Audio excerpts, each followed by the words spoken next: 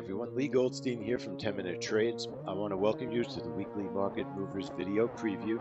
This is our trade room schedule, as well as a look at all the important events that we feel will move the futures markets in the upcoming week. So let's get started. All times are Eastern Time. Monday evening at 9:30, there's no trade room, but there is an event that I like to watch, the Chinese CPI PPI. That's 9:30 p.m., watching it with copper.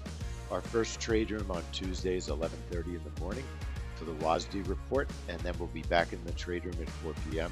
for the API crude oil report. Wednesday at 8 a.m. we've got a family money trade, CPI.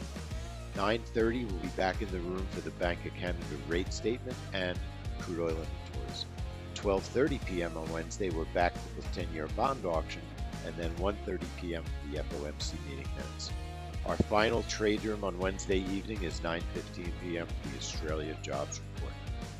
Thursday at 2 a.m. there is a British GDP, industrial production, manufacturing production report we like to watch. No trade room. Our first trade room on Thursday starts at 8 a.m. for PPI and unemployment claims. Back in the room at 9:30 for natural gas storage, and then again on Thursday at 12:30 p.m. for the 30-year bond auction. Friday, we've got a couple of good events. 8 o'clock for core retail sales. We'll be back in the room at 9 for capacity utilization, which is a report we're watching. No official setup, but we do have a setup for preliminary University of Michigan. So two very good events on Friday. A very interesting week with WASD, meeting minutes from the FOMC.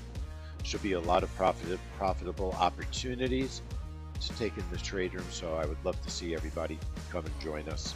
Should be an excellent week.